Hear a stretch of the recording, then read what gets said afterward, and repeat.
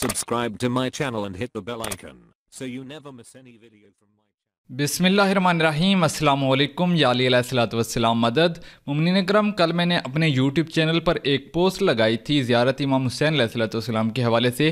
कामिल ज़ियारात जो है किताब है, उसके अंदर से ये हदीस थी मौला इमाम जाफ़र सादिक़ अलैहिस्सलाम की। यहाँ पर मैं पहले हदीस पढ़ कर सुना देता हूँ। इमाम जाफ़र सादिक़ अलैहिस्सलाम ने फरमाया कि जो शख्स हमारे शियों में से कब्र हुसैन अलैहिस्सलाम पर ना आया तो उसका ईमान और दीन दोनों जो है वो नाकिस हुआ।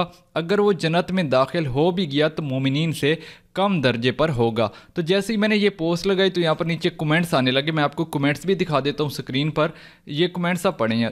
यहाँ पर एक रज़ा टेक ऑफिशियल के नाम से कमेंट है। उन्होंने कहा कि ये गलत है, इमाम अलैहिस्सलाम ने कभी ये फरमाया भी नहीं है। उसके नीचे एक और कमेंट है इंजीनियर मोहम्मद अली मिर्ज़ा साहब के नाम से इनकी आईडी है, और इन्होंने कहा कि और जो गरीब हो तो वो जो ना आ सके, ये झूठी रिवायात मासूमीन अलैहिस्सलाम से मंसूब ना करें।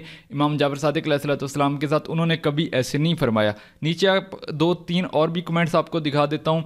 और यहाँ पर एक और कमेंट है मौला इमाम जाफ़र सादिक़ अलैहिस्सलाम ने अगर ऐसा फरमाया तो इसके पीछे कोई फ़लसफ़ा ज़रूर होगा। क्या इमाम को नहीं पता कि जो गरीब हैं तो वो नहीं जा सकेंगे? तो मैंने सोचा क्योंकि यहाँ पर ऐसे एतराज़ात आ रहे हैं इस हदीस पर, हालांकि मैंने नीचे कामिल ज़ियारात का रेफरेंस भी दिया है कि इसके अंदर जो है ये हदीस मौजूद है, लेकिन फिर भी यहाँ पर ये एतराज़ हुआ क्योंकि ये लोग तकलीफ़ नहीं करते कि हम ये किताब को डाउनलोड करके तो हम ख़ुद इसको देख लें, क्योंकि मैंने सफ़र नंबर भी मेंशन किया हुआ इस पोस्ट के नीचे।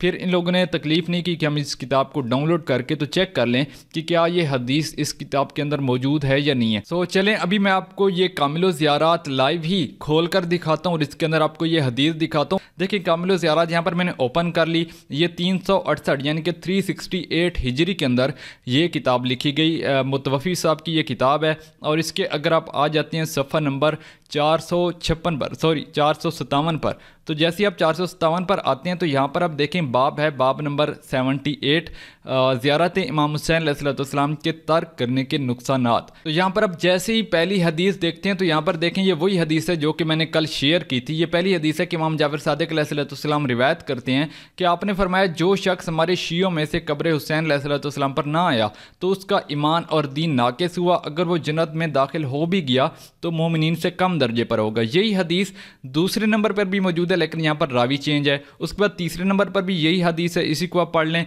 तो चौथे नंबर पे भी यही हदीस है। यहाँ पर आप देख लें 5-6 ऐसी हदीस बिल्कुल सेम ही टॉपिक पर हैं। और यहाँ पर तीसरे नंबर की हदीस मैं यहाँ पर आपको पढ़ के दिखा देता हूँ कि इमाम अलैहिस्सलाम ने फरमाया कि जो शख्स हमारा शिया होने का दावा करते हैं और कब्र हुसैन अलैहिस्सलाम पर ना आए यहाँ तक कि वो फौत हो जाए तो वो हमारे शियों में से नहीं, अगर वो जन्नत में चला भी गया तो जन्नतियों के महानों में से होगा, यानी कि कम दर्जे पर होगा। ठीक है। और इसके अलावा फिर हदीस नंबर आप 4 देख लें तो इमाम जाफ़र सादिक़ अलैहिस्सलाम से रिवायत करते हैं कि आपने फरमाया जो अपने जन्नती होने के बारे में जानना चाहता है, ठीक है, उसको जानना है कि क्या मैं जन्नती हूँ या नहीं है, तो उसे चाहिए कि वो अपने दिल में हमारी मोहब्बत को पेश करे। अगर उसे कबूल कर ले तो वो मोमिन है।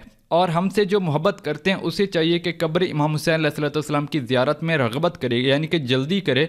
जो हुसैन अलैहिस्सलाम की ज़ियारत करने वाला होगा तो हम जान लेंगे कि उसे हम अहले बैत अलैहिस्सलाम से मोहब्बत है।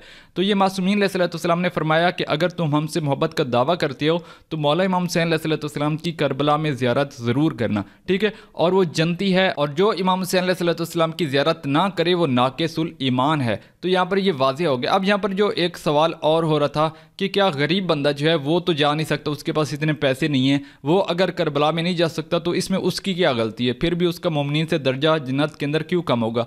तो यहाँ पर आप टेंशन ना लें, जो गरीब है उनके लिए भी मैं हल लेकर आया हूँ। इस वीडियो का मकसद ही ये है कि आपको इसका हल बताऊँ, ठीक है, कि जो गरीब लोग हैं वो क्या करें जो करबला में नहीं जा सकते। तो देखिए यहाँ पर आप ऐप आपको एक मिल जाएगी गूगल प्ले स्टोर पर डिवाइन पल्स के नाम से, यानी कि मफातिहुल जिनान ये किताब है, इन्होंने इस डिवाइन पल्स के नाम से एक ऐप बनाई है। तो जैसे आप डिवाइन पल्स को ओपन करेंगे तो इसके नीचे ज़ियारात का एक चैप्टर है, इसको आप ओपन करें। उसके बाद ज़ियारत आशूरा, यहाँ पर ज़ियारत आशूरा को आप ओपन करें। जैसे ही आप नीचे आएंगे तो आपको थोड़ा सा नीचे आने के बाद आपको मिल जाएगा कि यहाँ पर रावी ने अर्ज़ किया کہ اس کے لیے کیا ثواب ہوگا کہ جو کربلا سے باہر کسی دوسرے مقام پر ہے. یہاں پر ہمارے معصومین علیہ الصلوۃ والسلام سے پوچھا گیا کہ اگر کوئی بندہ جو ہے وہ کربلا میں نہیں جا سکتا زیارت امام حسین علیہ الصلوۃ والسلام کے لیے تو پھر وہ کیا کرے زیارت کے لیے. تو یہاں پر مولا نے فرمایا کہ اس کے لیے کیا ثواب ہوگا. تو جو کربلا سے کسی دوسرے مقام پر ہو اور اس کے لیے کربلا جانا ممکن نہ ہو تو فرمایا کہ اگر ایسا ہو تو صحرا میں یا پشت بام پر چلا جائے. یعنی کہ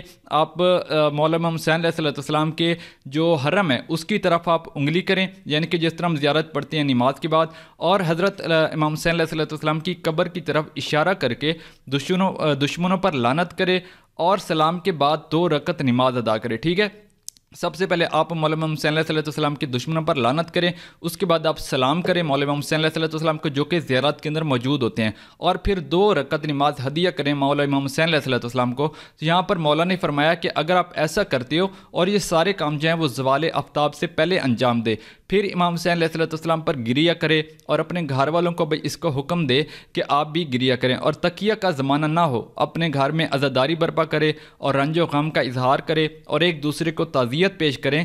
فرمایا کہ اس بات کا میں ضامن ہوں کہ اگر آپ لوگ ایسا کرتے ہو تو آپ نے ایسے ہی کیا جیسے امام حسین علیہ الصلوۃ والسلام کی کربلا کے اندر زیارت کی ہے. تو یہ بالکل ایسے ہی ہے کہ اگر آپ مولا امام حسین علیہ الصلوۃ والسلام کے حرم کی طرف انگلی کر کے ان کے دشمنوں پر لعنت کرتے ہیں, مولا پر سلام کرتے ہیں اور 2 رکعت نماز ہدیہ کرتے ہیں مولا امام حسین علیہ الصلوۃ والسلام کو, تو یہ ویسے ہی ہے جیسے آپ نے کربلا میں جا کے مولا امام حسین علیہ الصلوۃ والسلام کی زیارت کی. تو جو غریب لوگ ہیں وہ یہ عمل کر سکتے ہیں. تو اس لیے ہمارے ائمہ معصومین علیہ الصلوۃ والسلام نے فرمایا کہ آپ نماز کے بعد یا دن کے اندر کسی بھی ٹائم زیارت عاشورہ کو روزانہ پڑھیں, کیونکہ اس کا مرنے کے بعد آپ کو بہت زیادہ فائدہ ہونے والا ہے. یہاں پر میں ایک چھوٹا سا واقعہ بتا دیتا ہوں. علامہ تقی بیجس صاحب کے استاد جو ہیں جب وہ فوت ہو گئے تو وہ کسی مومن کو جو ہے وہ خواب میں ملے. ٹھیک ہے, تو اس مومن نے ان سے پوچھا کہ کیا آپ کی کوئی ایسی خواہش ہے کہ جو آپ نے کہی ہو کہ یار کاش میں دنیا میں چلا جاتا تو یہ عمل میں دوبارہ کر لیتا. تو انہوں نے فرمایا, علامہ تقی بیجس صاحب کے استاد نے, کہ میری ایک ہی حسرت جو ہے وہ باقی رہ گئی کہ کاش میں دنیا میں واپس چلا جاؤں